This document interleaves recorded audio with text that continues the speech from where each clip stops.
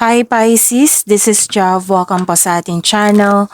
By the way Pisces, this is your weekly Gabay Tarot reading. Yes, this is your weekly Gabay Tarot reading from August 4 to 10, 2025. Gamitin ang reading na ito bilang gabay lamang. Kung naka-resonate kayo, comment down.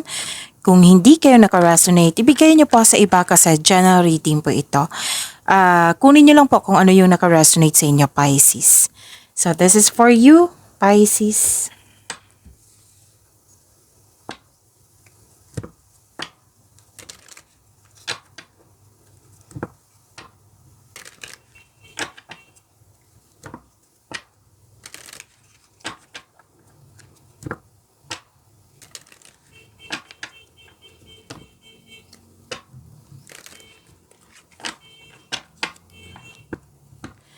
Para po ito sa iyo, Pisces.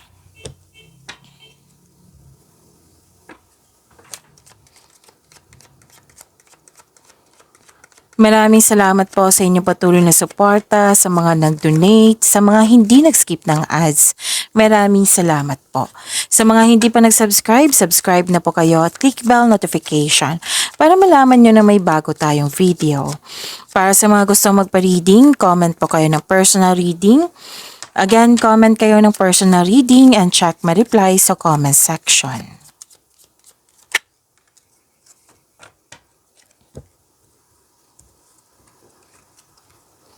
Oh wow, ang ganda naman. Pisces, harvest time. Pwedeng sweldo nyo, pwedeng literal na harvest, pwedeng maraming orders, kliyente, project. Pwede yung fast moving na product nyo naging yung slow moving na product nyo naging fast moving, yan. Basta nag-ani kayo. Nagbunga at nag-ani. Ang ganda. Oo.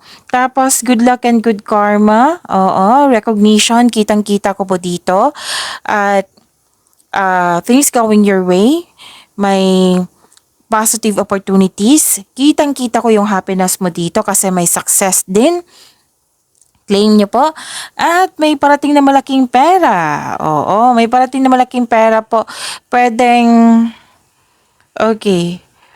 Ano to prosperity is yours. Yan, transaction, cash flow, maraming benta, kliyente, project ba, transaction, cash flow. Kitang-kita ko po dito. So, claim nyo po, prosperity is yours, Pisces. Ang ganda ng card nyo. May nakita lang ako ditong loss of connection, o loss of connection or loss of things or loss of opportunity na pwedeng nangyari na naalala nyo po. Okay?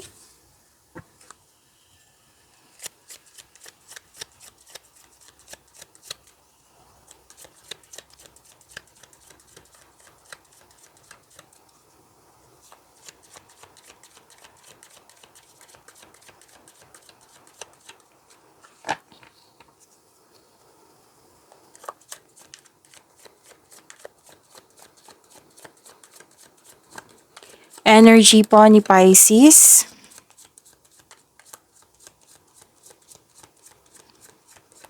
Ngayong August 4 to 10, 2025.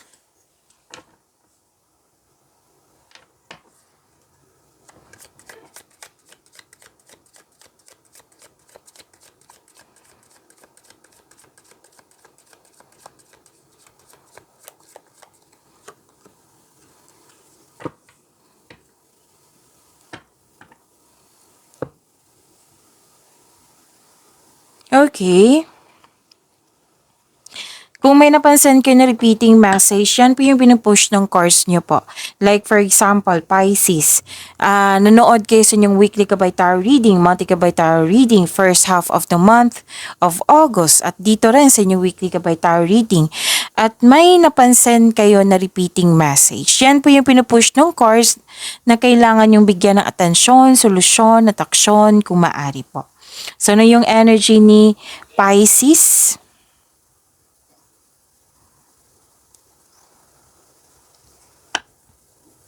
Impulsiveness, sense of adventure. May makilala kang mabubuting tao.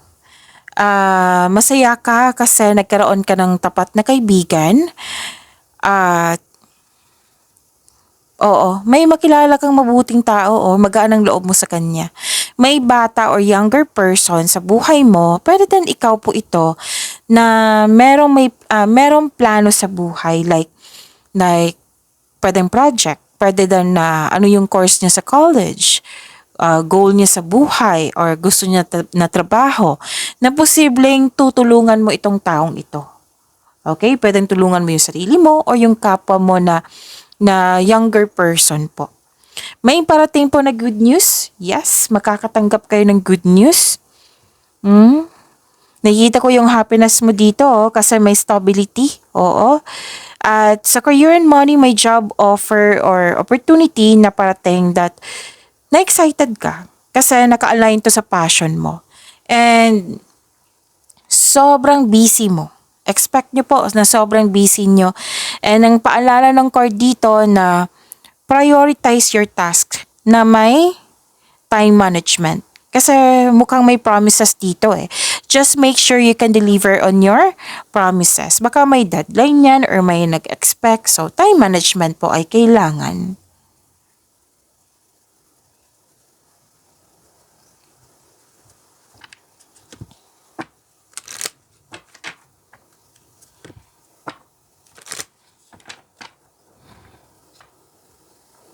Growth and patience.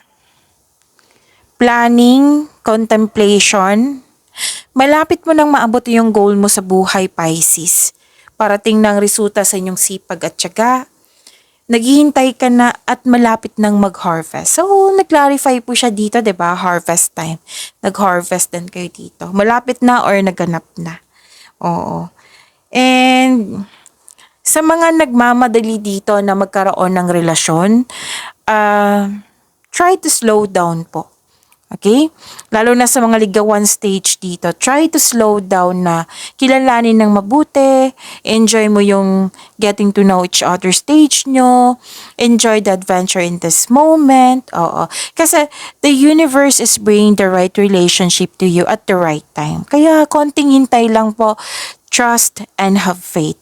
Maging mapagpasensya at patuloy mo lang alagaan ng sarili habang hinihintay mo yung bigay ng tadhana sa iyo.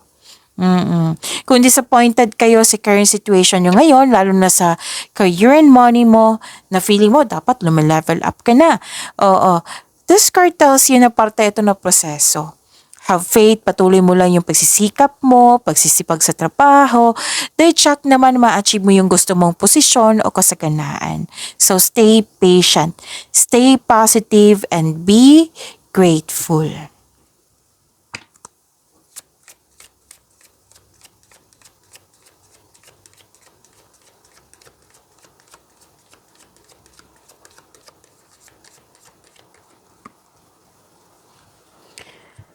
Okay, nothing is yet set in stone.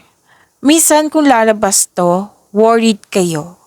So sabi ng card, huwag kayong mag-worried, huwag kayong mag-overthink, kundi kailangan mo ma-overcome to and move forward.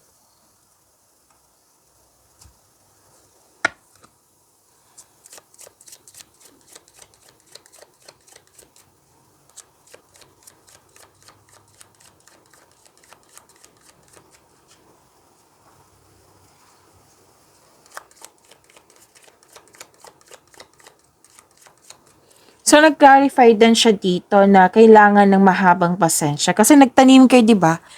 Tapos, mag-harvest din kayo. So, kailangan ng mahabang pasensya. Yan. May nagsabi sa akin, sabihin mo. Okay, Pisces.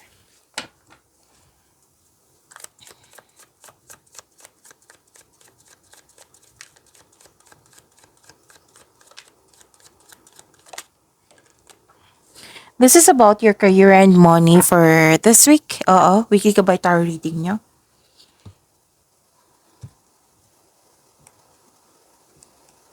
Okay, Pisces.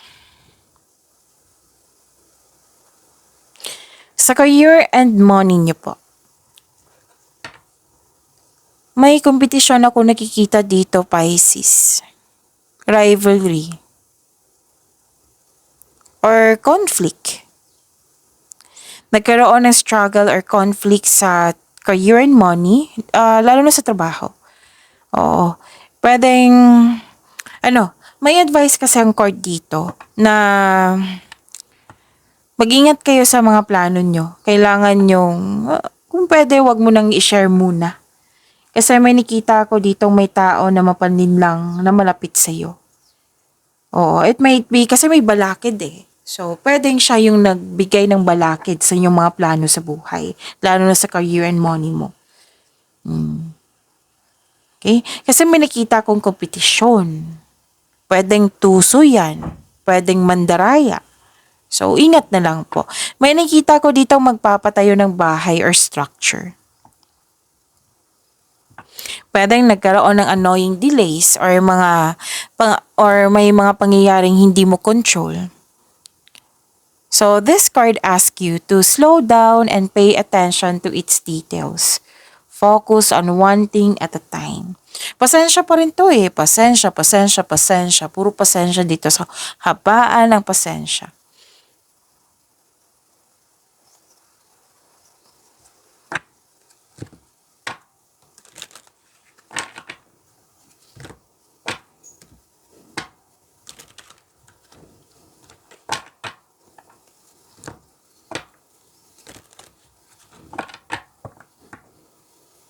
This is wealth and generosity. Oo, financial stability kitang-kita ko dito, Pisces. Pwedeng may leadership role dyan na binigay sa inyo. Pwede din na leader na kayo dyan na ginampanan mo ng maayos, ng mabuti ang iyong role. Ang pagtaas ng tagumpay sa pananalapi at katatagan ay nasa iyong kamay na. Oo. May parating na kasosyo or magbigay ng puhunan upang tulungan ka sa pagkamit ng iyong layunin. Or di kaya pwedeng hindi siya material na bagay, kundi moral support. So, tutulungan ka ng taong ito para makamit yung layunin mo sa buhay. So, this is wealth, generosity, financial stability. Ang ganda nito.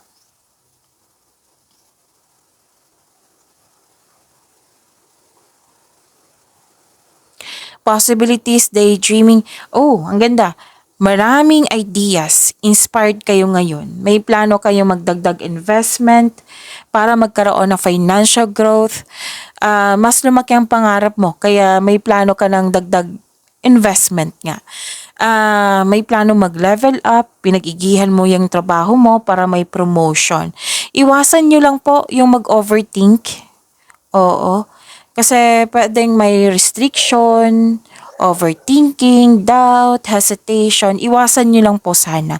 Na sana'y ma-overcome nyo po iyan kung nangyari na.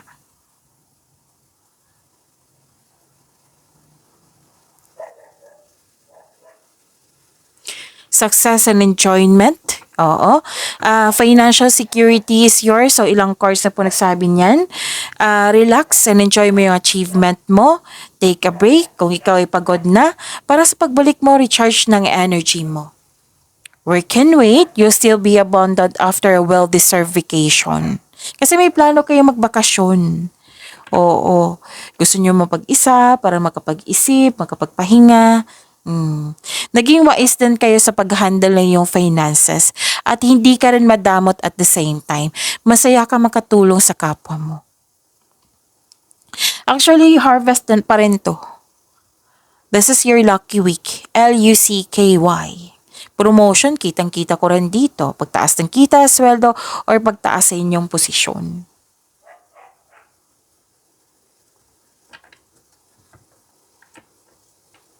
Sa mga nag-invest na mukhang nagkaroon ng mabagal na resulta, kailangan nyo ng mahabang pasensya. So, pasensya pa rin.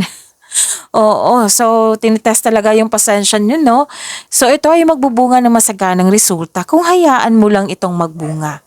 Continue to take steady action on your goal while remaining patient and be realistic about your expectation. Kung ikaw ay naghahanap ng trabaho or nag-iisip ng bagong karera, may perfect time po. So this is long-term abundance and steady progress.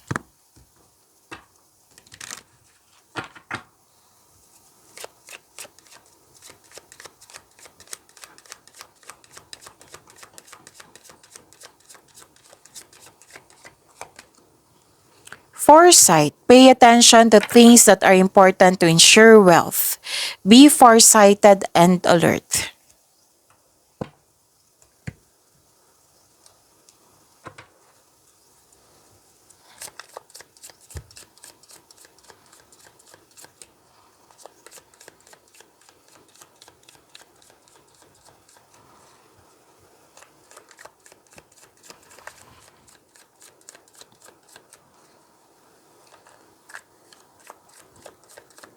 Love life, self-love, partnership, and romance ni Pisces.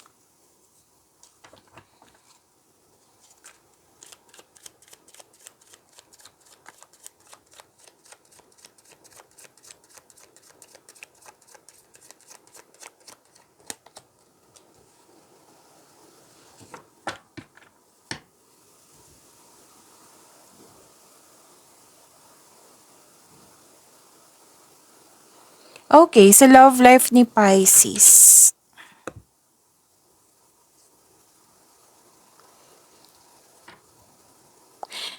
Sa mga single po, may parating na romantic partner na papasok sa inyong buhay. Pero guarded ang ilan sa inyo. So kung guarded kayo, baka kailangan yung may i-fix muna. Fix yourself muna. Kailangan ng healing, forgiveness. Para fair din yung sa bagong tao, oo, na binigay sa inyo. Para fair din sa iyo. Oo, para magaan yung pasok ng bagong pag-ibig. If you are not ready, then try to fix yourself muna.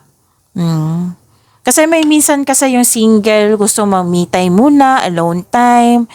Oo, gusto nang ma-enjoy yung peace of mind, yan. Ang ilan sa inyo excited din dito kasi may event or event invitation or may nag-ask sa'yo ng date. Okay? Pwede sa buhay mag-asawa at sa mga may relasyon din to. Tapos, sa mga single dyan, pwede mo siyang meet through,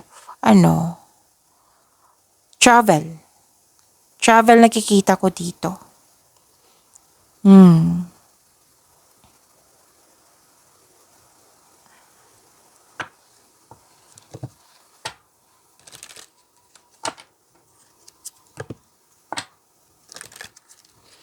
Guarded kayo lalo na sa mga single dito. Ayaw niyong masaktan. Defensive, guarded. Ayaw mo muna makipagrelasyon. Kahit may dumating sa inyo. It might be date lang, pero hindi ka talaga handa sa relasyon. So, which is tama nga naman. Naging honest lang kayo sa inyo sarili. Kumbaga, ayaw mo lang pahirapan mo yung sarili mo. And para sa mga relasyon sa buhay mag-asawa, umiiwas kayo ng away or confrontation para hindi ka or hindi kayo masaktan. Kumbaga, nililimitahan mo yung sarili mo. So this card asks you to try to release your fears of opening up to love.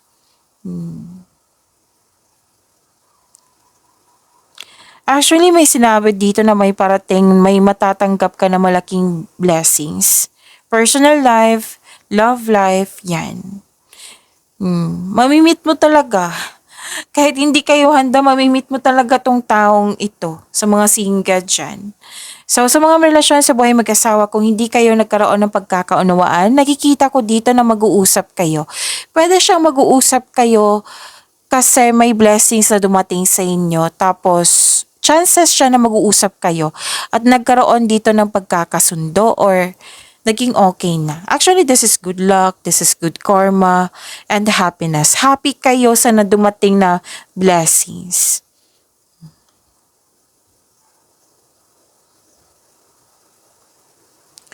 Nakikita ko rin dito na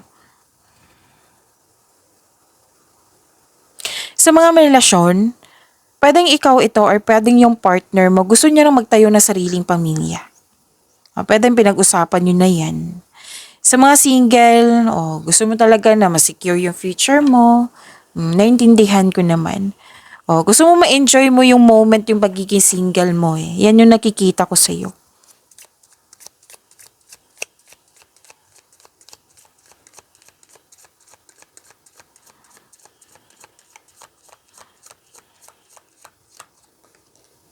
You are enough. The person you are meant to be with will love you the way you are. You don't need to change. Pagyamanin niyo po yung blessings na binigay sa inyo. Pisces, see you tomorrow. Maraming salamat po.